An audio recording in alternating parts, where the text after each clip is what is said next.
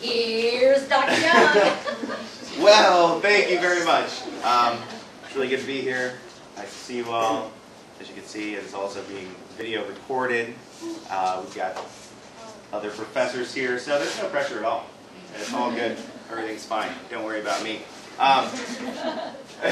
PowerPoint in this talk is going to be called Vocabulary, Teach It, or Suffer the Consequences. I know that's stern. I don't want to come in all stern on you, but that's what it's called. So essentially, it's just really, really important to teach vocabulary. It's a very big predictor on how students will be able to read proficiently in the future, especially in first grade. They measure vocabulary, and the higher the vocabulary, the more familiar they are with certain words, the more likely they are going to succeed in reading. Hi, how's it going? Okay, so obviously, I'm actually from Texas, and we don't have the Common Core. So I got to do some researching. She sent me all the PowerPoints on Thursday, and I was on a plane for most of the time. But so I looked up your Common Core standards. I don't have a whole lot of experience with that, but I like them. I have no problem with them because Texas standards are they're a little bit more wordy, and there's just more of them. And the Common Core seem to be slightly more concise. So there they are.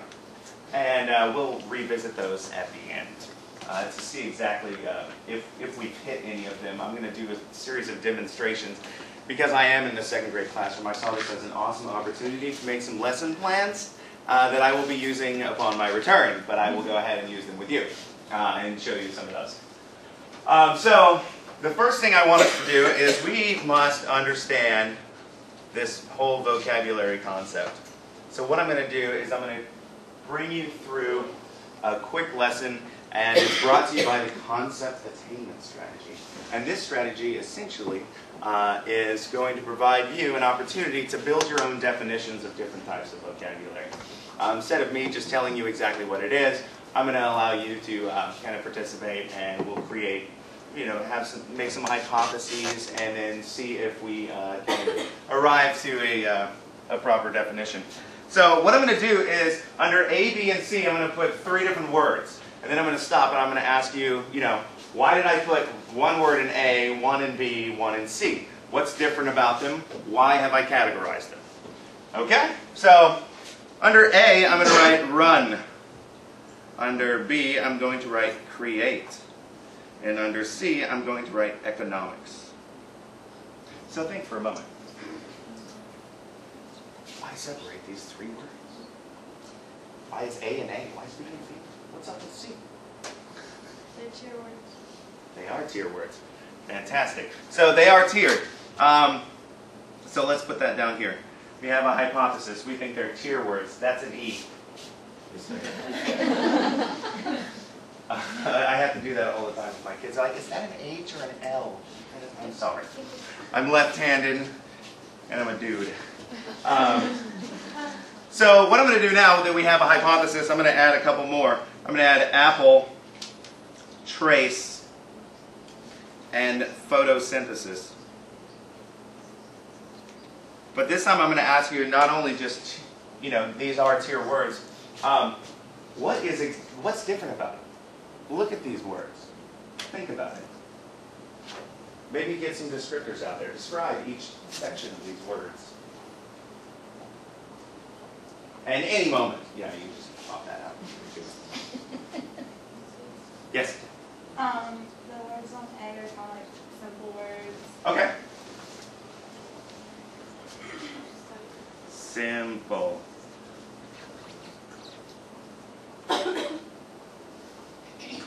What about B? Yes? B is like stuff that they know about, but they don't necessarily know how to write it. Okay. No, but don't write. Cool. That's a K. C? C is like subject-specific words. Okay. We have subject specific. And that's a B. They're a lot harder. Okay. And they're harder. Okay. Cool. I'm going to add a couple more, and then we'll see if we can revise our hypotheses at all, or if we want to dump some of them out. I'm going to add ball, assert, and igneous. Are they fitting with our hypotheses? Are these simple words? Yes. Okay. Are these a little bit harder, but they know them, but they don't usually write them? I would think so. And then subject specific. Yes, igneous. Won't find that in a Valentine's letter. Depends on who you're saying. Yes, you're right. I don't even want to edit like that. I'm not really sure where to go. Sorry. Okay, yeah, no problem, no problem. Just moving on, moving on. Pay no attention to the people in the back of the room. Okay, do you guys notice anything else about these words?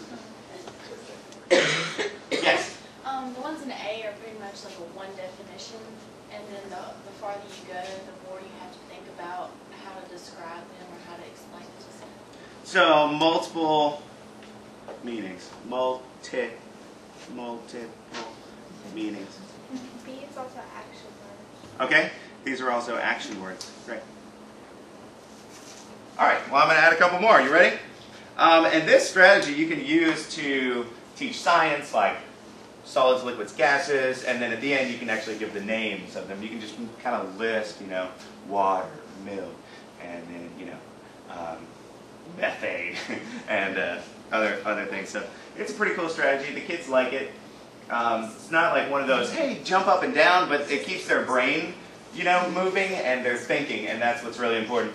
Not every lesson has to be like the greatest thing ever, and you get to dress up and bring in all these colorful posters and things. Stuff like this, just to keep their brain moving, is awesome too. So I got dog, I've got major, and I've got pyrotechnics. Yeah, that's a good one. All right. So do we want to add any more hypotheses or take any away?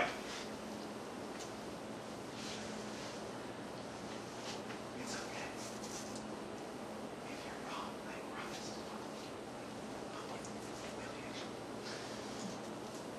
We good? Let's look at actions. Yeah, they're not action We're anymore. going to have to take away actions, aren't we? And that's an awesome thing when kids realize they're like, oh, well, I had a great hypothesis. I've tested it against the data, and it no longer works.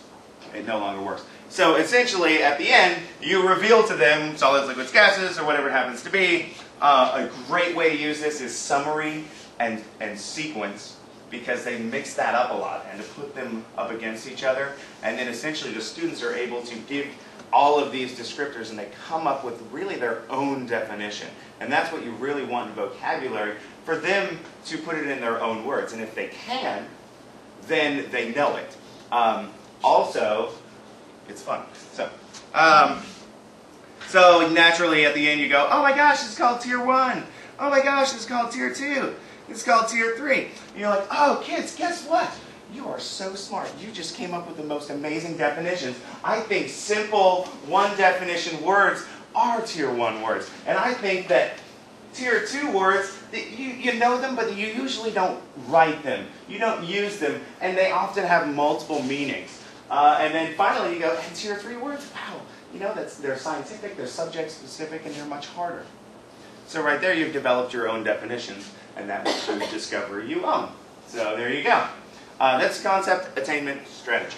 Questions about the strategy itself, how it can be used, or anything about Tier 1, 2, and 3? Yeah. All right, great. That's not going to work unless I switch it back to PowerPoint. Just to let you know. Something to keep in mind for the future. Describe this picture with one word. And be careful, because they're my babies this year. And you'll notice they're in Dallas, and they're sitting on a Denver Broncos rug. The parents are trying to switch them out. So one word, just pop up.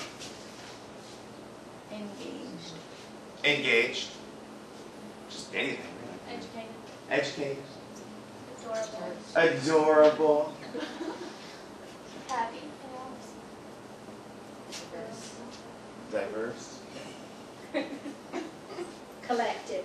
Collective. See, these are great words. show your kids a picture, have them describe it. You know, only one person can say, you know, sad, and then they have to go beyond that, you know. But what I see as responsibility, and let me show you something. This is the student summary in my class when they came in September. This essentially is showing you how many kids are on Tier 3, Tier 2, and Tier 1. And there are other sections here. We have an overall reading score. We have a comprehension, vocabulary, spelling, and text fluency. Okay, and this is what they tested in September. When they came into my class, I said, okay, now I need to look at this and what needs help. What do you think? I mean, I look at the lowest. Vocabulary. Absolutely. Which says to me that I really need to focus on vocabulary instruction. Because they may be reading quickly and fluently, but they're not picking up the vocabulary as they're reading. Because we really want kids, they get a lot of their vocabulary from just reading a lot. You know, just reading a ton, reading a lot of different genres, things like that. But there is a time for explicit vocabulary instruction. So, there they are, and this is my world in September. I'd like you to get out something to write with and something to write on.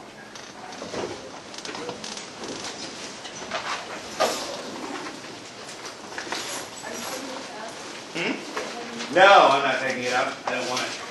Don't even try to give it to me. I will refuse it.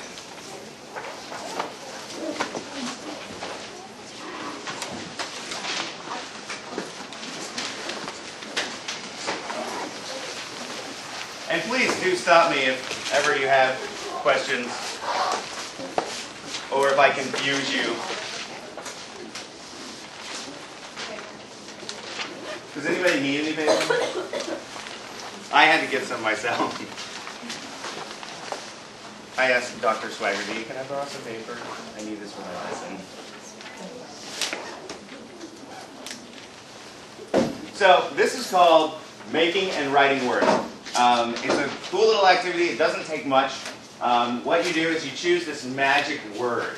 And that right there is your engagement piece. Like, oh my gosh, we got this magic word, and we're going to build words, and it's going to be amazing, and you're going to love it. And then, so essentially what I do is I take this magic word, whether it be Carolina, and I go to wordsmith.org anagram, and then I find all the anagrams, so I can kind of mix it up. And you'll see what that looks like after I take you through it. If you create a word ladder thingy, is what I'm going to refer to it as, just a word ladder thingy. And this activity integrates spelling, phonics, and vocabulary. And the kids dig it. Again, this is something that doesn't take very long to plan, and the kids like it. And that's really where I'm at in my world is, you know, what's powerful and what is quick, and what doesn't eat up all of my time. So I shall show you. At the top of your page, I would like you to write vowels and consonants. Never too early to learn how to spell consonants.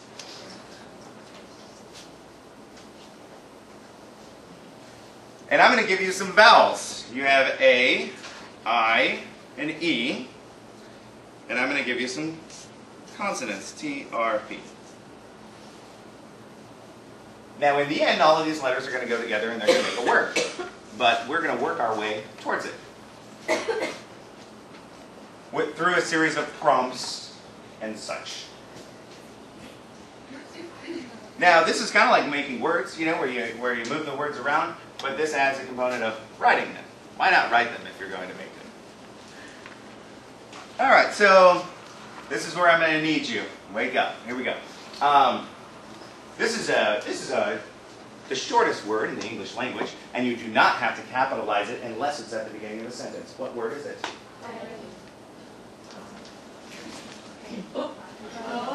Ah, see, I tricked you.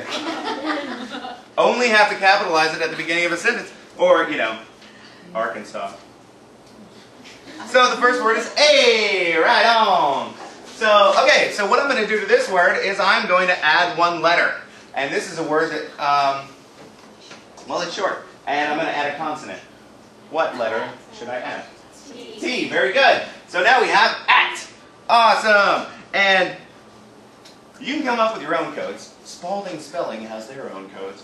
But we kind of come up with our own. We're going to code the short A with something that looks like that.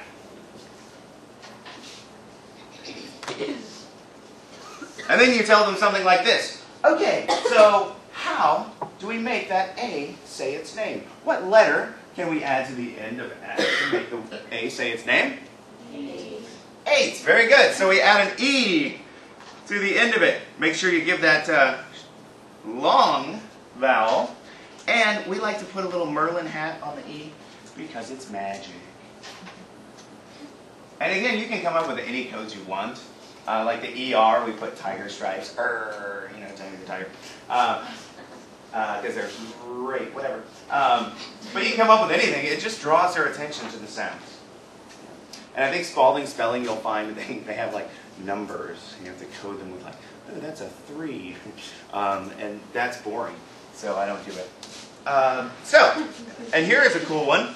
Here's a neat one. All you have to do with this one is you need to switch the letters around. And this is where you start getting into meaning with these longer words. I want you to only use these 3 letters. I want you to switch them around to make 8 in the present tense. You guys are awesome. Look at you. Now, for the EA that says E, this Venn diagram right here, we add an eel, an electric eel. And we make little electric marks around him. That is an eel, by the way. I will be selling this piece of paper for millions of dollars afterwards. Go ahead and contact me if you'd like it. Okay, so now we're going to do this awesome thing too. We're going to make the digraph go to the end. We're going to take that E-A-E and we're going to put it at the end. But we're going to use the same letters that are up there. This is also a word to describe things. It's like this yeah, there you go. It's like this hot thing with a bag. T. Awesome. So now we have T, and we have our electric eel, obviously. And I'm sure you can come up with something better than the electric eel, but we like it. This year. It changes every single year. Like, hey, how should we mark that? So, now after that, I want to add one consonant to the end of T. And what it's going to do, it's going to describe the little water thing that comes down here. Yes, that's right. You're giving me some right now. That's how smart you guys are. All right, so, and feel free to tell your kids all the time how incredibly brilliant they are. They love that. They never get enough of themselves. So, this is the tier. Uh-oh. This is a very special word. Because it's pronounced in a different way, too. Tear. Tear. So, if you want to take that tear, you want to add there, and we kind of put air. So, it's spelled the same, but it totally, you pronounce it different, and it has a different meaning. Oh my gosh, guys, is this allowed? Yeah. Yes, it is. It is allowed. It is allowed. I always tell them, like, yeah, there are rules, but, you know, not all of them work all the time. Actually, I think none of them work. There may be one. Which one is the one that's only 100% all the time? Come on, professors. Everybody's nerd. Maybe they don't. I'm just kidding. I think there's one, but I can't remember what it is. So I'm really sad that I brought it up. Yeah, there you go. It's invalid. Sorry. Okay, so now, oh, this one's cool. I want you to switch all the letters around, and you're going to make a word that it's kind of like how fast you're going. Very good. Rate. Great. So we have our long A, and we have our magic E. Now, you see some of these tier 2 words up here. Most of them are tier 1. But now I've moved into a really cool tier 2 word, guys. And you're going to want to use this in your writing. Sorry, I'm talking to you like you're second graders because this is how I do it. So, we are going to add a vowel to the beginning of rate. And it's a very cool way to say You're really mad. Irate. Very, very good. Now, you have your choice. I'm going to give you your choice on this one. We make a little eyeball instead of doing the long I. But you can just use the horizontal line if you like. So now we have irate. And this is a great opportunity to say, show me irate, you know, and then you got all these kids that are running around the room angry. And then you sit them back down and you're like, what are some other words for irate? And they start popping them off. They're like, super angry. You know, it's kind of fun. And then you're like, oh, show me that. Show me that. And they get really excited. So now they've learned this great new word, and you're like, hey, if you use this in your writing later, I'm totally going to give you a sticker. And you're going to have hundreds and hundreds and hundreds of stickers. They're not really rare in elementary school. So as you thought in second grade, when you were in second grade, teachers have tons of stickers. It's okay. All right, so now it comes down to, what is the magic word? Has anyone figured it out as we... I made that just for you guys. So we have pirate. Now, you can put the I, and then we have the long A, and we've got a magic E, and you can also mark the syllables depending on the grade level that you're teaching. We definitely mark the syllables in second grade. Any questions about this and how it may be useful in your classroom? Is this something you can use? Yeah, and it's super easy. I mean, you take any word you want. Like if you're working on science and the word is sublimation, you just type it into Anagram Server, and it gives you all these words. And you can start at the bottom and start working your way up and see kind of how they go together. Or you can buy a bunch of books that already have word liners in them, which I don't recommend because they cost money. Cool? All right, so that's the first lesson that we've gone through. We have several more. I apologize, but you're going to have to do a lot of work today. Because this is kind of a basic way to use the making words. It's kind of a basic way. It focuses on spelling more so than vocabulary. You can tie it in there, especially when you have those multiple meaning words and I usually have them at the end say, hey, what are some compound words? How can we add some words together? Just have fun with it and talk about learning words, and they'll start to realize that it's important. The next one, making and writing words with roots. Root words are very, very important because if they learn one root word, you can add a whole bunch of prefixes, suffixes, and then they have like 15 new words in their repertoire. So what I'm going to do now is switch back to this. You're going to need to write again. Let's see what I put together for this one. You like my lesson plans? This is on a hotel thing, and this is on a sticky note. You guys can edit that part out on the video. Okay. Okay, so I'm going to flip this bad boy over, save some trees, and then I'm going to hit full screen because I did. All right, so this time I want you to write prefix, root, and suffix at the top of your page, or in the middle of your page, or on the side of your page, or I guess I really don't care where it goes. All right, so the roots we're going to use today are test, haha, because that's the most exciting part about education, and view.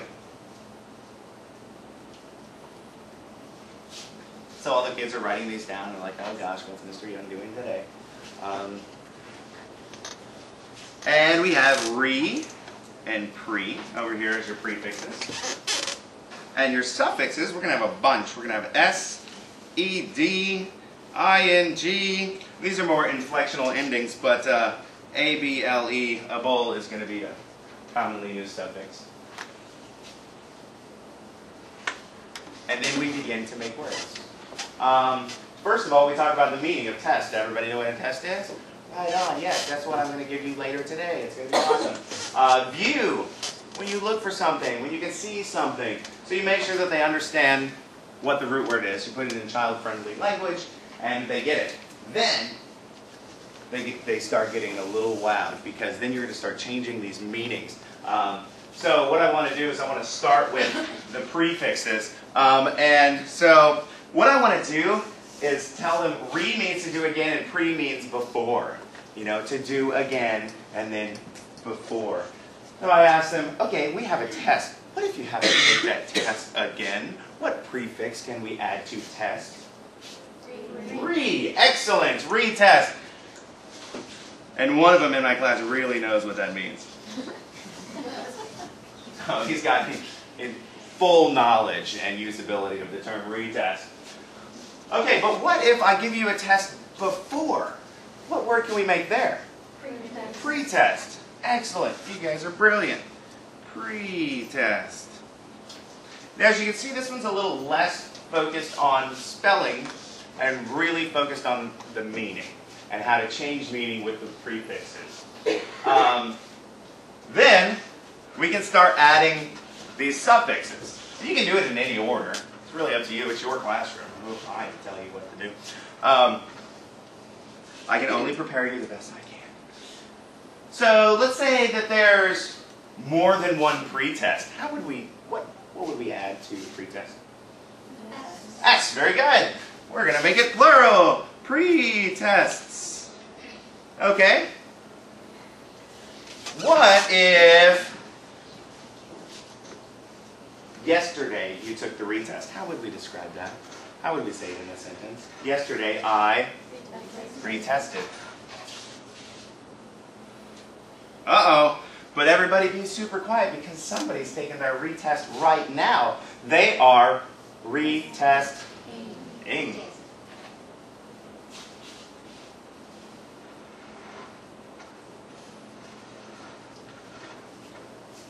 And finally, we have a bowl. And that just means that you're able to do something. You put it on the end of a word and you say, yes, you can do this. So if you can take a retest, how might we say it? Retestable.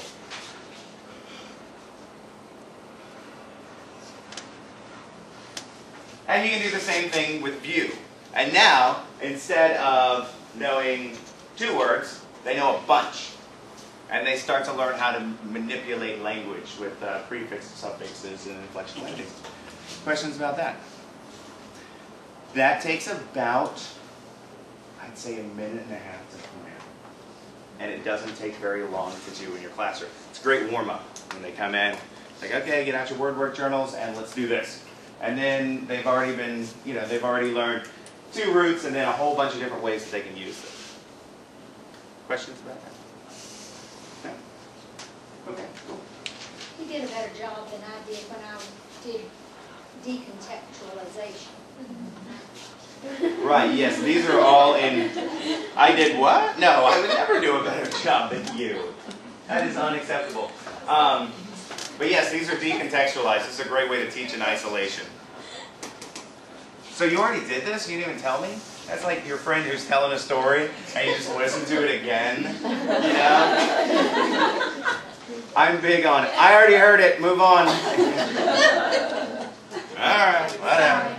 I thought I was prepared, but I knew you were going to explain what I had done. Oh, exactly. Because we've been in contact for months. Reviewed it. Right. Nice little review. Yay! You're welcome. Alright, so let's see what I have next. Okay. Another way to do it is to choose a common Latin or Greek root. This is a little more second grade. We do it. You can do it in first grade. I'm not so sure the Latin roots are gonna fly in kindergarten. They might be able to recognize them. So, on your paper again, here we go. I really didn't need to flip back to that slide, but I did. Okay, so I've got another piece of paper here, and I've got a whole new lesson. This one's on a sticky note. Awesome. Okay, so now we have the same setup as last time. We have prefix, root, and suffix.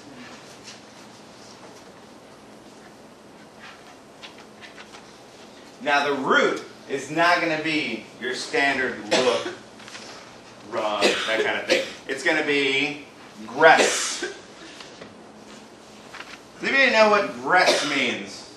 The Latin root gress. It's okay. I have that effect on people. They just start coughing. I get trouble. Close. It's step. What it means is step. So you'll start to see some of these words you know that have gress in them that are all about stepping. So let me give you the prefixes that we're going to use today. We're going to have re, pro, and trans.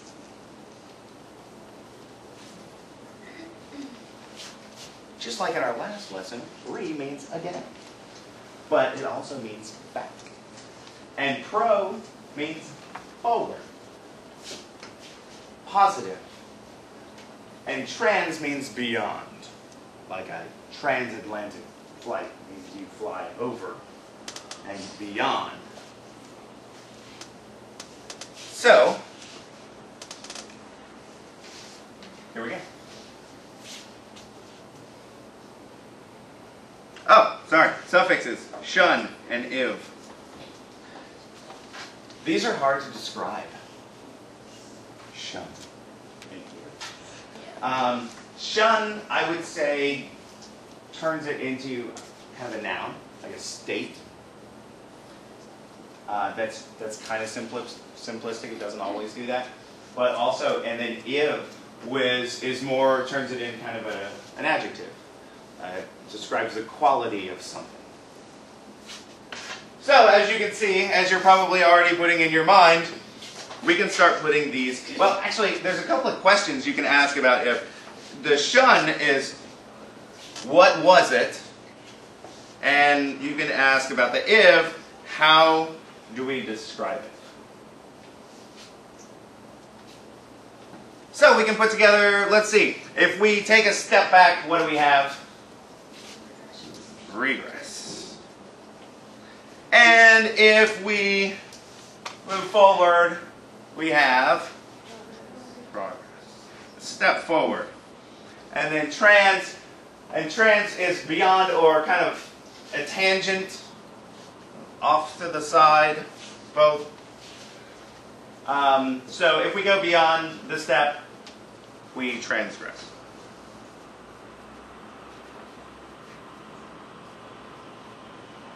Suppose the second grader says, I heard that word at church.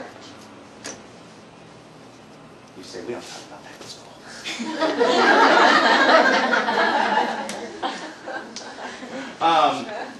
Yeah, suppose they heard that word in church.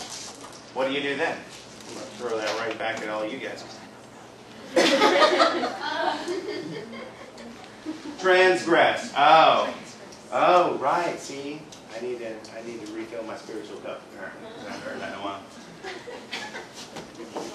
I would ask how they used it. Yeah. How did they hear it? Give it to me in a sentence.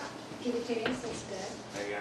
I heard the preacher say that man transgressed Yeah. against God. That's right, a transgression. Went beyond. Went beyond. Absolutely. So, which brings me to my next point. What does happen? You go, oh my gosh, thank you so much for bringing that up. You're so much smarter than me because you started something I was about to do. Transgression. If you add the shun, you have transgression. And now all of a sudden they are a part of the lesson and they did this and they're amazing. And you can continue with, in what's, how was it? Oh, it was a progression. How could you describe it? Well, it was progressive. These are a little more difficult. Teaching with Latin and Greek roots is something that I've struggled with. Can you see how it might be difficult? Yes. Yeah. But it's powerful because I've written down some good ones for you, like mon, hand. You have, or man. You have manufacture. You make it by hand. Manual labor. You do it by hand. Manuscript. You write it by hand. Manicure. I'm due. Gotta be honest. And manifest. It comes from the hand. Then you have grat, which is like pleasing. So if you teach them grat and they see it in the word, they know that it's going to mean something pleasing, like grateful, gratify, gratitude, gratuity, gratulate, congratulate, ingrate. So the opposite. And ingratitude. And there's min, like small. Min means small, minimize, minuscule, minute, miniature, magna, large, magnify, magnate, magnificent, magnitude. So they're useful. They're hard to teach. I would refer you to people smarter than me on this next slide to help you with that. I would highly recommend you consider how to integrate the Greek and Latin roots in your teaching. They're powerful. Not only, you have the regular root words like look, but once you give them a Latin root, they get to see that everywhere. It's constantly repeated in different words. Did you guys get into Latin Greek roots? No? In 30? We're trying to teach people how to read. And take the Dibbles test. Oh, the Only a Dibbles. little, as it comes. Awesome. Not much. Well, Dibbles is a great way to monitor progress. You can see change. May not be the best way to say, who can read, who can't. But it's an interesting way. I think Tim Brzezinski, I went to one, he was talking, and he did the greatest joke about Dibbles. Or it was, They don't know about Dibbles yet. We Oh. haven't, but they've got the packet. But Gotcha. We haven't covered it yet. Anyway, yeah, I'll send you the link Tell me the whenever. joke. Tell me the joke so I can share it. I'll send you the video, actually. I filmed him doing it afterwards. I was like, I need to hear that again from your mouth. So I'll send you the video. Or just YouTube Brzezinski Dibbles, and it'll take you right to it. Okay, so building vocabulary through read-alouds. I hear you guys have been doing you're building some interactive read-alouds. Is that true? Mm-hmm. Awesome. How's that going? Great. Yeah? You like it? It's fun, huh? Especially reading aloud to kids is a great, great time. And it's a great opportunity to build in lessons. I want to hear about some of them, actually. Anybody want to share what they're working on for their interactive read-aloud? Briefly? No one? You're all really excited about it, but Still working on it? Yeah, we're working on that. still They're working on working it. on them. They're Okay. due Thursday, but they're working on them now. And are they for vocabulary, or is it? They have to. Okay. They choose one book, they select 5, Mm-hmm. one from a different genre. Then they will select one to use as their interactive read aloud, to make a lesson plan. And in the lesson plan, they will have 2 vocabulary words that they will focus on. Okay. Preferably, Tier 2. it will be tier 2. Tier 2. Are you having any issues identifying the tier 2 words? Are you pretty comfortable with that?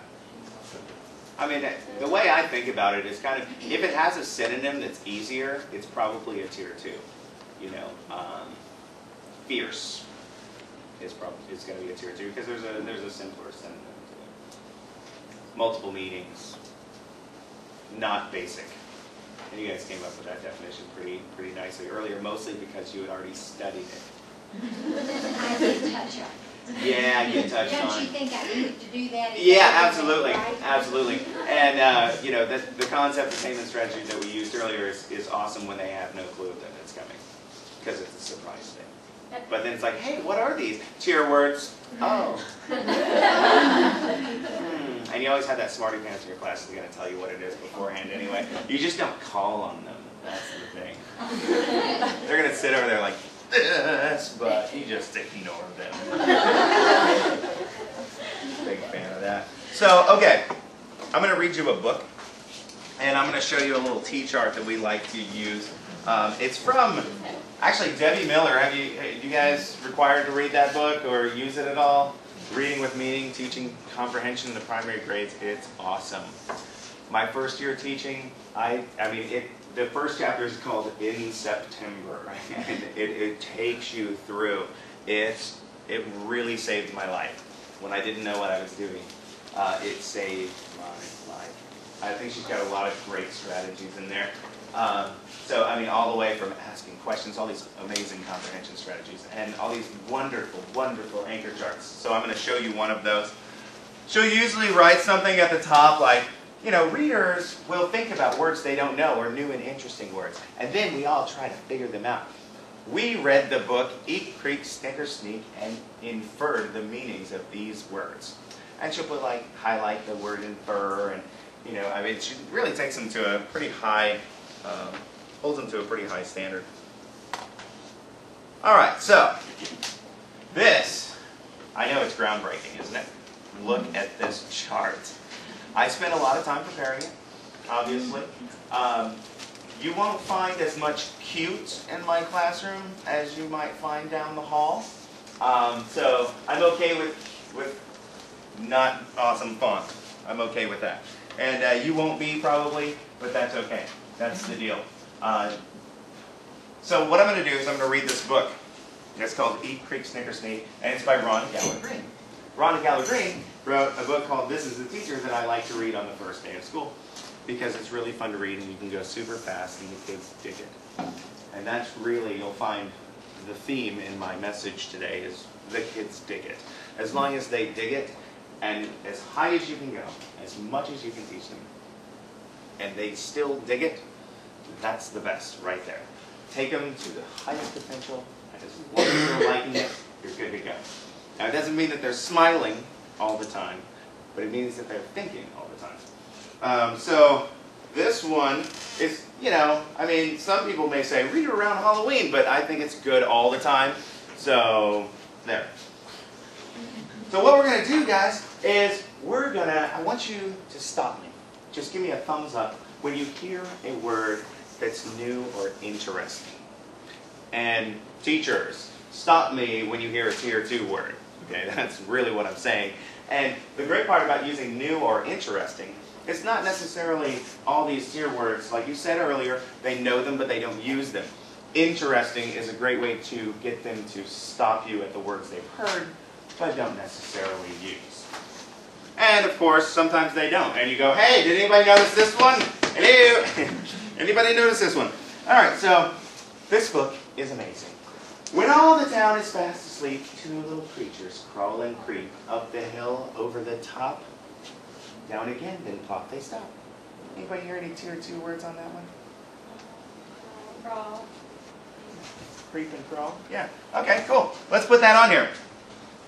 Let's put creep, especially since that's a multiple meaning word. But the kids really know it these days as that's creepy. I don't know if it was in a movie or what, but they use it constantly. This young, that's creepy. Stop it. But obviously it has another meaning. And then you ask them, okay, let's read that again. Let's read that again. When all the town is fast asleep, 2 little creatures crawl and creep. And let's look at the picture. What are they doing? What do we think that means? Yeah, okay. Being sneaky. Cool. Anybody want to add to that? No? We good? All right, cool. Bugbear giggles, tee hee hee hee. He loves to frighten you and me with eeks and creaks and big bad howls and tiny squeaks and cat-like yowls. His smaller friend is Bugaboo. He loves to tease and torment too. Torment, yes! And they can totally identify that with that one, especially if they have siblings. Torment! Awesome! And normally this is on a big chart, and I use colors. I use colors. And we're working it together. So what do we think that means? And this book is great because a lot of times when it has that tier 2 word, something before it that they understand, like tease, comes right before it, torment. And before that, crawl is right before creep. So what do you guys think that means? Oh, goodness gracious. Yeah, to tease. Okay. To tease. And then if you want to really bring it home, you can start tormenting them, and they'll feel it. So when clocks at night begin to chime, Bugaboo's woo will chill your spine. And look at the pictures in this. Awesome, huh? Watercolor, and then at the end, pen to outline. Pretty cool stuff. They're tricksters, both one tall, one small. They don't care who they scare at all. They snicker, they sneak, they make their plans while schemingly rubbing their hairy hands. What'd you hear on that one? That would be, yes, schemingly. That is the toughest one in the book. Schemingly. So what do we think that means? And obviously we can go back to our lesson earlier and say, okay, well we have ing, we have li. So we've got a couple of suffixes here. We've got an inflectional ending and a suffix after that.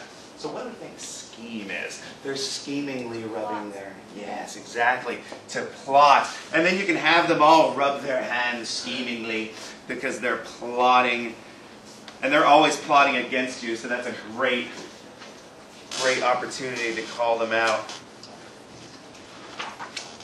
They shimmy up trees and jiggle and jump, limbs scritch, scratch, and thump, bump, bump. The children wake. What could it be? They hear a faint. A creak, a squeak, a sound on the sill. Their room grows dark and darker still. So you've got faint. And luckily, because you're the teacher and you've read this book before, that's something important before you teach. You may want to read the book. You can be surprised sometimes if you don't. Sometimes. So then you'd want to write faint, and you help them with your voice. And they know it's like, oh, so it's kind of quiet. Then the children cry and all complain while grown-ups commonly try to explain. There's nothing there, a moth, a breeze, a house, a squeak, a mouse, a sneeze. Shadows one then two appear. When grown-ups look, they disappear. All the clocks in town chime round. Bugaboo wails his chilling sound. Bugbear joins with a he-howl and an oh-so-scary cat-like yowl. The children cry and all complain of noises rattling their window pane. And yes, there's lots of tears too, but I'm just moving on. They shiver, they shake, and cover their heads and huddle down deep inside their beds. The grown-ups blame the wind to cat. The children know it's more than that. Bugbear laughs and Bugaboo too, and if they love to frighten you. Look how much fun they're having. I'm kind of rooting for these guys. They snicker, they sneak, they make their plans while schemingly rubbing their hairy hands. And that's cool when the tier 2 words come back and now they already know what it means. They've already figured it out. That's awesome. They're like, oh yeah, schemingly. Use that all the time. They tilt the house and shake, shake, shake. Bed begins to quiver and quake. The children cry and all complain while grown-ups calmly try to explain. It's just a truck, a clackety plane, a thunderstorm, a zoom of a plane. Faces suddenly flash past. The children know they know at last. It's not a truck, it's not a train, it's not a storm, it's not a plane. So they've spotted them, and you always tell on this page they're smaller than you thought. Kind of small people. Okay, so they see two tricksters land kerplop. Now the children will make them stop. They tiptoe across the floor, they slip downstairs and out the door and hide the hedges out of view and then shout the loudest, scariest boo! Bugbear jumps and Bugbear too, then they've never heard such a horrible boo. With hair on end and popping eyes, they jump, they run, they race, they fly. Up the hill, over the top, down again and never stop.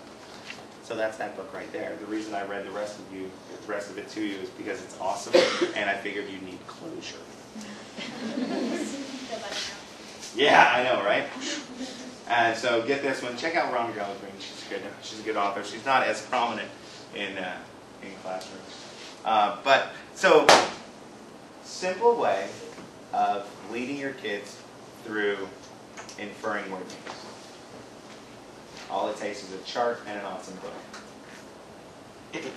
Questions about that? No? Yes? Are you going to stop teaching in Texas to come here? Am I going to stop teaching in Texas to come here? That's possible. I'm asking for a vote in negotiations, so we'll see.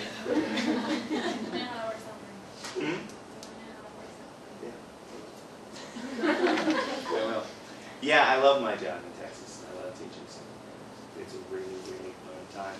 And I hear that they don't have recess for professors. So that's going to be a problem. And I don't know who's going to play all-time quarterback for the second graders next year, but we'll see. I should probably start training somebody else. You're right. I hadn't thought about that. And now I'm sad. I miss my kids. They're actually with their favorite sub, though, which means she probably doesn't do well. But they love her. So that's the important part. If I'm gone, they get to have a good time.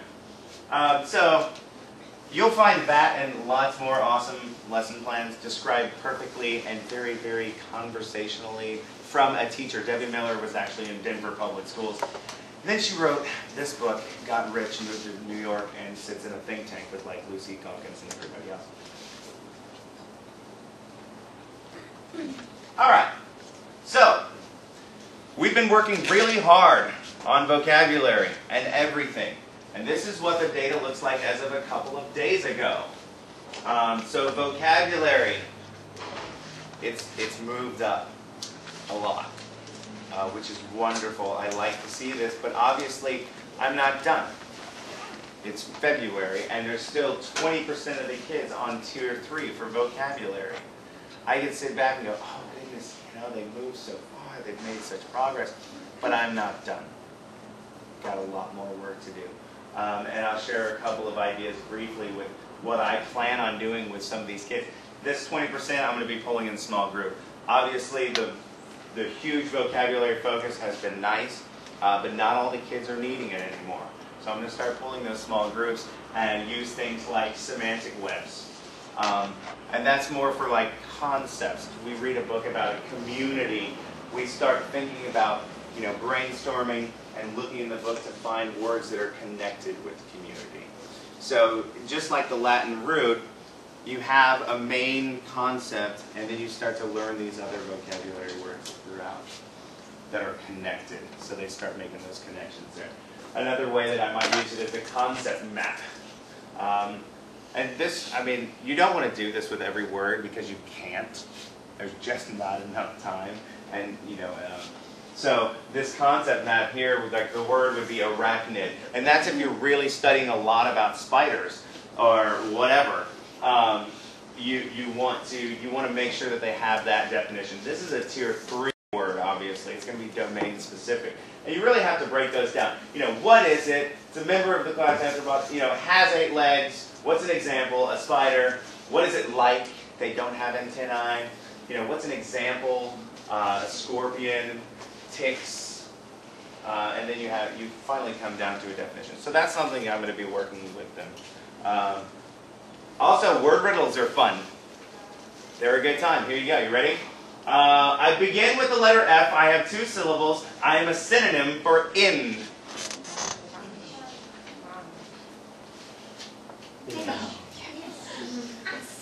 I know you did. Yes, and final would be acceptable. I would totally tell them. I'd be like, oh my gosh, I didn't even think about that. You're smarter than me again. Stop it. Things like that. Next one. I begin with the letter B. I have 6 letters. I'm an antonym for sweet. Bitter. Bitter. Awesome. Congratulations. I begin with the letter A. I have 5 letters. I am an antonym for before. After. I begin with the letter D. I have 1 vowel, and I am an antonym for awesome. Thank you. That's it. That's my email if you have questions. And there's my website if you want to learn more. The best class. Yeah, that's right. When I first started teaching 2nd grade, I allowed my students to choose the name of the website. And they picked the best class. And it has been that way since 2005. So there it is. And you'll find awesome pictures of my kids and stuff, like embedded throughout. So if you want to see those adorable people again. Also, this PowerPoint's available there. Actually, it's been changed a little bit. I'll update it when I get back to Tejas. Do you have any questions about what we looked at today? I wanted to be able to show you some things that you can use right away that are powerful, that don't require too much planning. Because your time is going to be eaten, as leisure is going to be eaten away. And these things seem to have worked for me. You can tweak them however you want. You're the professional. You are the head decision maker in your class. So, Thank you. there you go.